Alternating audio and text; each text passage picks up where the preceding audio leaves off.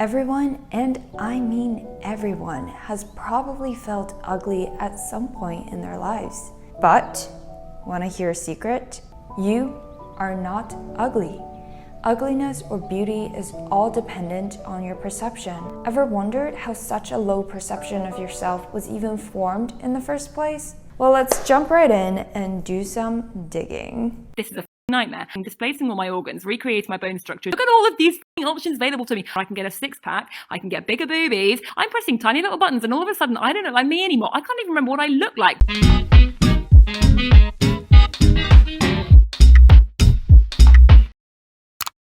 Hello friends, welcome to another commentary-esque type video and talk about why is it so common for guys, girls, adults, teens, children, humans to feel ugly.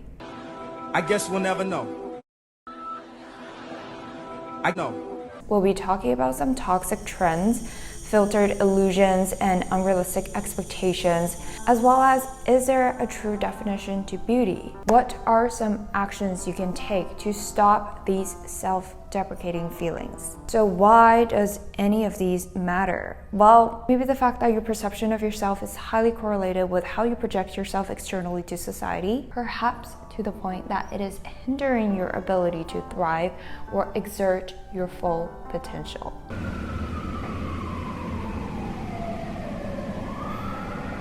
A study reports that at age 13, 53% of American girls are unhappy with their bodies.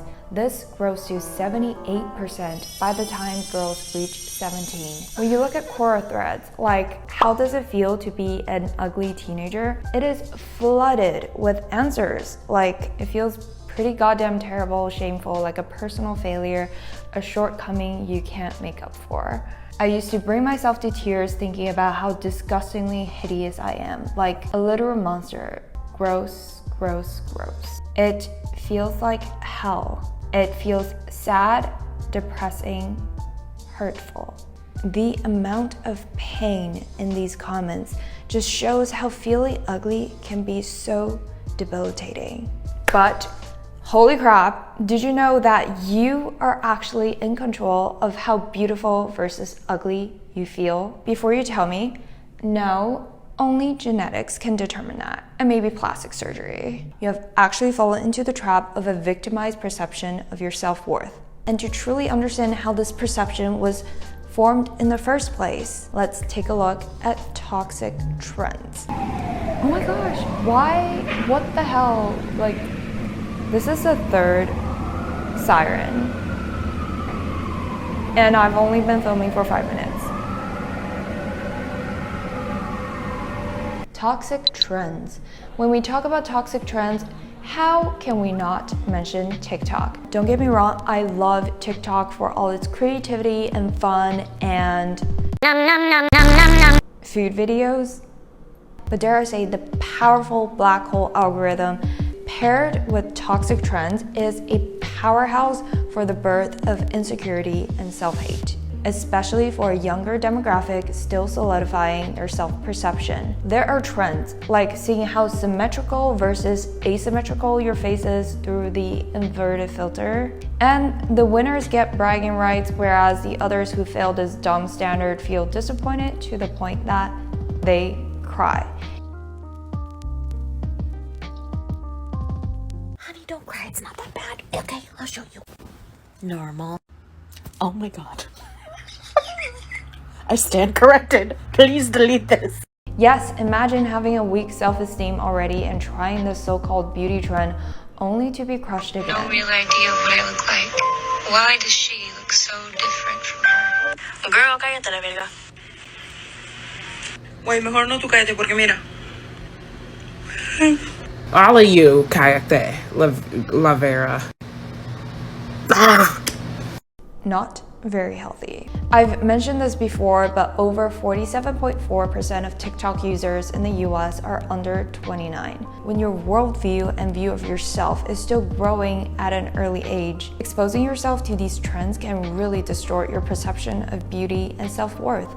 Trends as random as if your finger touches your lips, you are attractive. Or this filter lets you know if you have a full lip or not. Or you are attractive if you're showing 8 to 10 teeth when you smile. It's like me saying, shave your head and if it's rounder than the side of a hard-boiled egg, you are so goddamn attractive. While problematic standards already existed prior to TikTok, the platform and these trends are becoming the magnifiers that enlarges these undesirable traits as simply being uniquely human. And the algorithm for trending videos is so powerful that no matter what videos you are interested in, yes, it could be food, you will still get these trending videos popped on your feed in some way.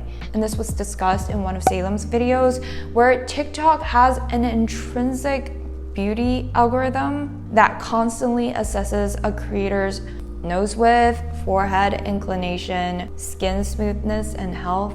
Where people with greater beauty score gets a favorable push by the algorithm, and explains why a lot of mega influencers who went absolutely viral kind of have a similar aesthetic and facial attributes. This basically normalizes beauty as one type of look and creates an obsession for people to either achieve this look or feel ugly and insecure. Part 2, filtered illusions and unrealistic expectations. I feel like a grandma saying this, but unfortunately, we don't live in a straightforward reality anymore. From the selective things we show people online with the help of lighting, to filters, to Facetune, to God knows what's next, to a silent competition of social currency where your worth and attractiveness is somewhat implied in the number of likes and followers you get. It's not hard to feel inadequate when everything you see is extra polished and sometimes not even real. According to the social comparison theory first proposed in 1954 by psychologist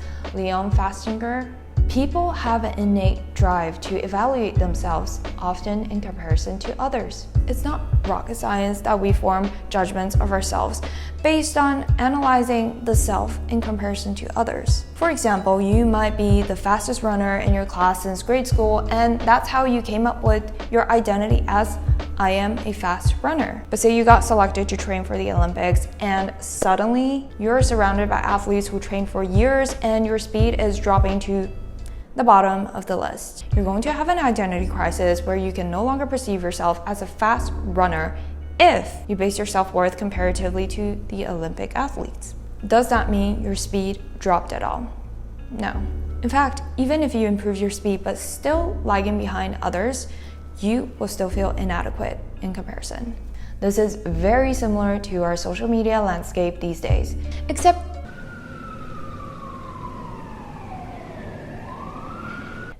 everyone is an Olympic athlete on 10 different types of steroids, living their filtered, perfect, glamorous lives. The moment I start speaking a single word,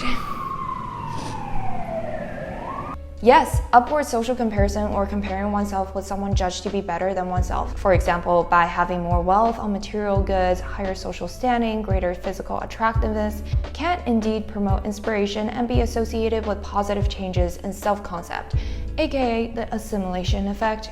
But just a reminder to not take everything you see as upward comparison at face value. You can fake a lifestyle by renting a fake private jet studio for $49.99 an hour. You can fake your arms, your legs, your abs, your butt, your absolute everything in a click. Even in videos. Haley Madigan Fitness on Instagram and more influencers are being brave and calling it out.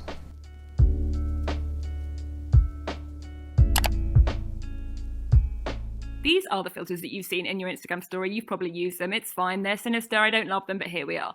More dangerous, I think, is the Paris filter because it's so subtle. Here's my monobrow and shoosh, it's gone. Be warned of that, okay? Then there's Facetune, something definitely to be aware of. I know we've talked about it before, but look at this. Displacing all my organs, recreating my bone structure as if it's nothing. Then there's this app where I can get a six-pack, I can get bigger boobies, I can get a killer suntan, and I haven't even got to do anything, right? Then there's this fuckery, which kind of epitomizes all of the things that are wrong with social media at its current state. Don't mean to be negative, but let's be honest, this is a nightmare. How many times have you compared yourself to someone that you've seen on the internet? Oh my god, I wish I had her skin, I wish I had her hair, I wish I had her teeth. How do you even know she's got those things? Look at this app, look at all of these options available to me. I'm pressing tiny little buttons and all of a sudden I don't look like me anymore. I can't even remember what I look like. What is that smile? Is that my smile? I don't know. All I really know is while I've been making this video, I've been sitting here looking like this. This is the only thing that's real. Love you, bye.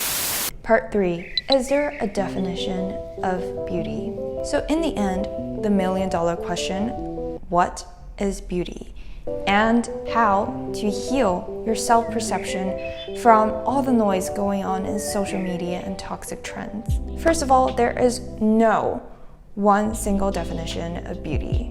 Talk about the lack of diversity in the definition of beauty, especially in favoring Eurocentric features as seen in how filters distort our faces. But as we know it, beauty isn't and shouldn't be one size fits all. Beauty or ugliness is simply a perception. And you know what's powerful about that? You, yes, you, are in control of your own perception. While you may have given toxic trends, social media, the power to override your control of that perception, you can actually take it back.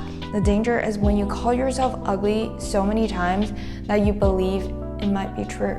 Sure, others can perceive you differently however they like, but their perceptions are a reflection of themselves and has nothing to really do with you. So before you call yourself ugly the next time, ask yourself the following question.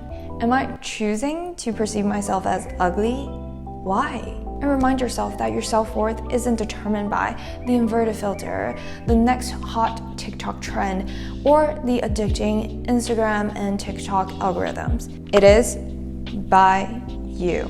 So that's all I wanted to share today. Don't forget to like and subscribe and follow me on Instagram to join me on my growth journey. And I will see you next week. Bye.